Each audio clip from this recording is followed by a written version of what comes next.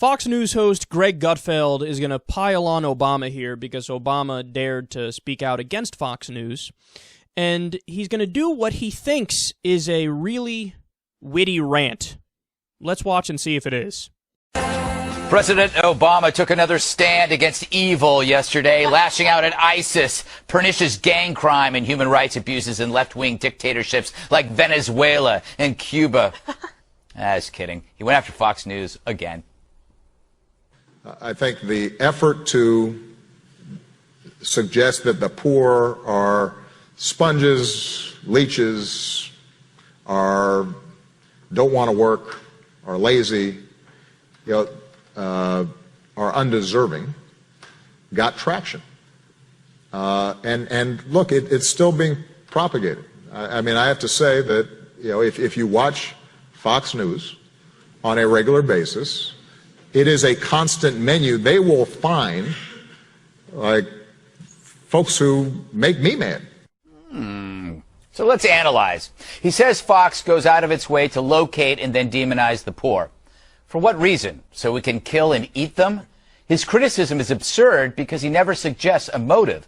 FNC is always focused on policies that keep the poor, not the poor themselves. And that's scary to progressives like Obama who fear that their ideology will be exposed as the culprit behind so much present misery. Identity politics, welfare policies, and the white liberal addiction to social intervention has helped replace enterprise with entitlement. And that has hurt the poor more than street drugs or police brutality. Which is why when FNC is critical of such policies, Obama portrays it as critical of people. It's to save his beliefs from the humiliation they so richly deserve. And remember, it wasn't FNC who ginned up class warfare. No, the conservatives don't do class warfare, and they definitely don't treat the poor like shit. Obama's totally wrong about that. The image we have of poor people as starving and living in squalor really is not accurate. Many of them have things.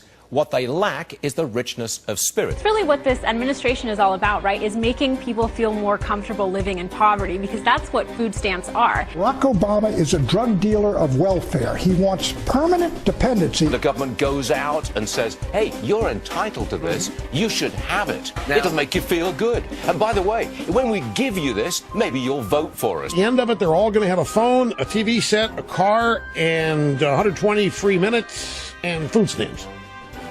Re-elect Obama. No, listen, food stamps nobody for everyone. No matter how bad it gets, they're going to be able to watch TV and eat and get around and text their buddies. Yeah, well, it's like we're wearing one gigantic Depends undergarments. We're like, hey, we're America. Don't worry about it. I mean, now pretty soon we're not going to be able to go to the bathroom for ourselves. I mean, it's just a joke.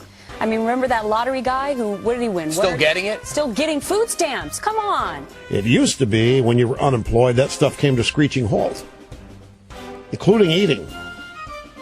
Could you live on $133 a month for food? No.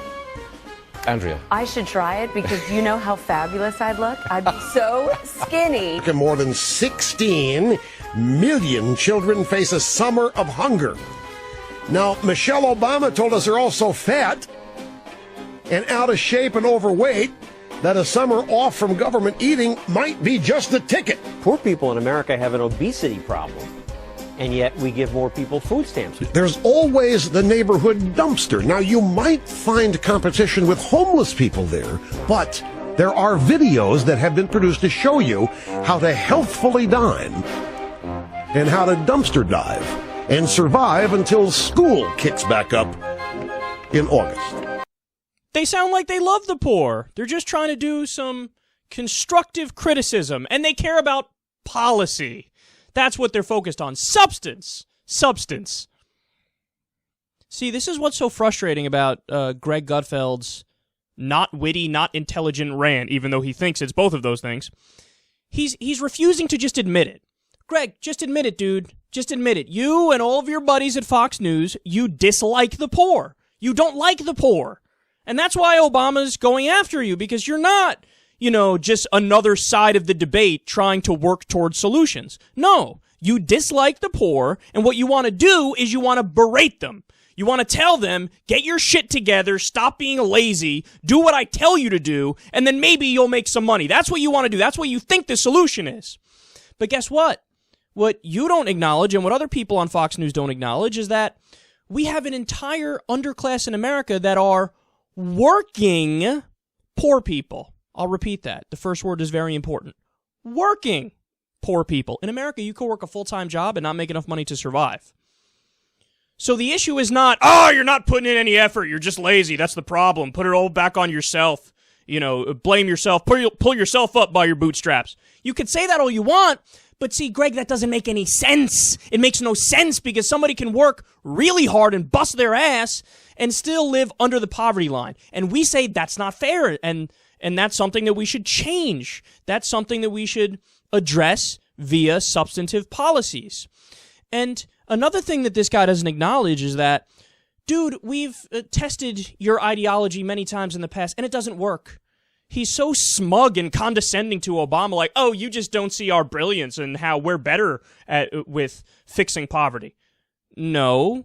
Look at the numbers. Look at what happened after FDR's New Deal, and then also after Lyndon B. Johnson's War on Poverty, when we have a robust social safety net that gives people a better shot at equal opportunity, the poverty rate dropped from 30% to 15%.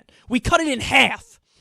So for you to say, no, the liberal social interventions never work and they only trap people in poverty, that is empirically not true.